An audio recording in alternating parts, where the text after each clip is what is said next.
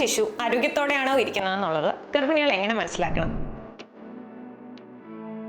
Usually ചെക്കപ്പിന് പോകുമ്പോഴത്തേക്കും നമ്മൾ വയറ് പരിശോധിക്കാറുണ്ട് ഡോക്ടേഴ്സ്, അതുപോലെ സ്കാൻ ചെയ്യുമ്പോൾ NST പോലുള്ള ടെസ്റ്റുകൾ ചെയ്യും. പക്ഷെ വീട്ടിലിരുന്ന് എങ്ങനെ നമുക്ക് അറിയാൻ പറ്റും ഗർഭസ്ഥ ശിശു ഓക്കെ ആണോ അല്ലയോ എന്നുള്ളത്? അതിന് വേണ്ടിയിട്ട് ഏറ്റവും എളുപ്പമുള്ളതും പെട്ടെന്ന് ചെയ്യാൻ പറ്റുന്ന ഒരു കാര്യമാണ് ഡെയിലി ഫീറ്റൽ മൂവ്മെന്റ് കൗണ്ട് എന്ന് പറയുന്നത്. ഡെയിലി ഫീറ്റൽ മൂവ്മെന്റ് കൗണ്ട് എന്ന് വെച്ച് കഴിഞ്ഞാൽ ദിവസവും കുഞ്ഞ് എത്ര പ്രാവശ്യം അനങ്ങുന്നു എന്നുള്ളത് ഗർഭിണി സ്വയം മനസ്സിലാക്കുക എന്നുള്ളതാണ്.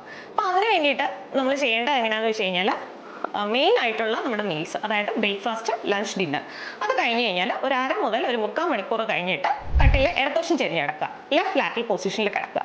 കിടന്നിട്ട് 1 മണിക്കൂർ അനക്കം ശ്രദ്ധിക്കുക. ഈ ഒരു 1 മണിക്കൂറിൽ ഒരു 3 മുതൽ 5 അനക്കം വരെ കിട്ടുന്നുണ്ടെങ്കിൽ നമ്മുടെ കുഞ്ഞ് ഓക്കെ ആണെന്നുള്ളത് മനസ്സിലാക്കാം. ഇനി വർക്കിംഗ് ആയിട്ടുള്ള ആൾക്കാരാണെങ്കിൽ ചിലപ്പോൾ ഇതുപോലെ നമുക്ക് നോക്കാനായിട്ട് ചിലപ്പോൾ ടൈം കിട്ടിയെന്ന് വരത്തില്ല. അപ്പോൾ അങ്ങനെ ഉള്ളവർക്കാണെങ്കിൽ ഡെയിലി ഒരു മൂവ്മെന്റ്, ഒരു 10 മുതൽ ഒരു 15 മൂവ്മെന്റ് വരെ ഒരു ദിവസത്തിനുള്ളിൽ കിട്ടുന്നു എന്നുള്ളത് ഉറപ്പാക്കുക.